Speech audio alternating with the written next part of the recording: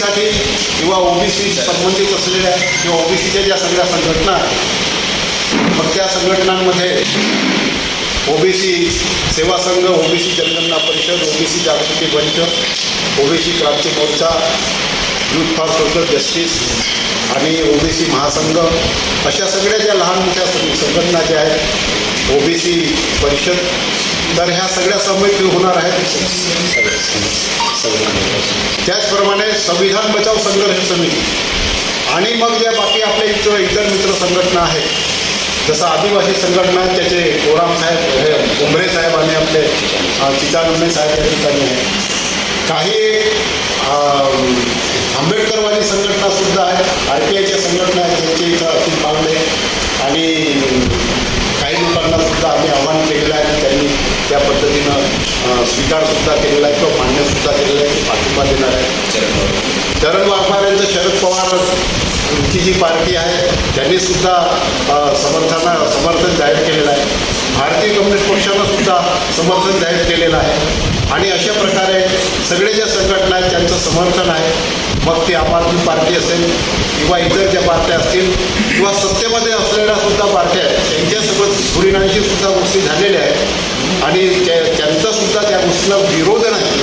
आता ते कोणत्या पद्धतीनं आणि किती ते त्याच्यामध्ये पार्टिसिपेट होतात हा त्यांचा प्रश्न आहे, परंतु हा जनतेचा प्रश्न असल्यामुळे, ओबीसीच्या आणि बहुजन समाजाच्या जीवनमरणाचा प्रश्न असल्यामुळे, घटनेची आब राखण्याचा स्वातंत्र्य, समता, बंधुत्व यासाठी म्हणून जो आहे आणि जी घटनेची एक प्रकारची यानं त्या पद्धतीनं एक प्रकारची पायमल्ली होताना जी दिसत आहे, तर त्यामुळे सगळे लोक या गोष्टीला पाठिंबा देत आहेत आणि त्याचं रूपांतर होत आहे.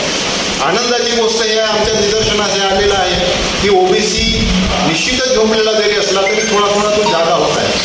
आता तो जागा झाल्यानंतरही त्याचं प्रत्यंतर किती याच्यात होते, मोर्चामध्ये होते, ते आपल्याला 22 तारखेला दिसणारच आहे.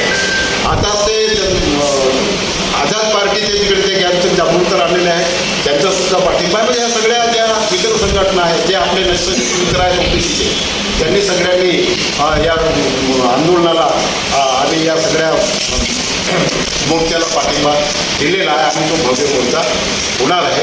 आणि आपण सुद्धा आपल्या पत्रकार किंवा पत्राच्या किंवा वर्तमानपत्राच्या माध्यमातून ह्या गोष्टीला आपण चालना द्याल, चांगल्या पद्धतीनं ती न्यूज द्याल अशी मी आपल्याला विनंती करतो. ओबीसी संघर्ष समितीच्या वतीनं हा मोर्चा आहे आणि ह्या ओबीसी संघर्ष समितीचे हे सगळे आपलं समन्वयक या ठिकाणी बसले, प्रभाकर बैरागडे सर किंवा भगीरथ धोटे सर, आपले डॉक्टर सार्वे सर, तिकडे आदिवासी कुंभे सर, आठवले गटाचे आपले Asit Bagade sir, Chicharne sir, Wadame sir, या ठिकाणी संविधान बचाव संघर्ष समितीचे रोशन जांभूळकर सर, ओबीसी सेवा संघाचे अध्यक्ष सन्माननीय गोपालजी सेवकर सर, सगळे आपले KZ शेंडे सर आणि ओबीसी क्रांती दलाचे सर्व आपले संजय गुप्ते सर, आणि या पद्धतीनं आपण सगळे या मोर्चाचं हे सगळे लोक नेतृत्व करणार आहेत. या मोर्चामध्ये या सगळ्या म्हणजे संघटनांचं नेतृत्व राहणार आहे. या मोर्चाला राजकीय पक्षाचे लोकसुद्धा येतील, परंतु त्या मोर्चाच्या खऱ्या स्टेजवर हे सगळे संघटनेचे लोक राहतील. जे राजकीय पक्षाचे लोक येतील ते सन्मानानं दुसऱ्या बाजूला किंवा त्याच्या जवळच बसतील, परंतु त्याच्या स्टेजवर ते असणार नाही.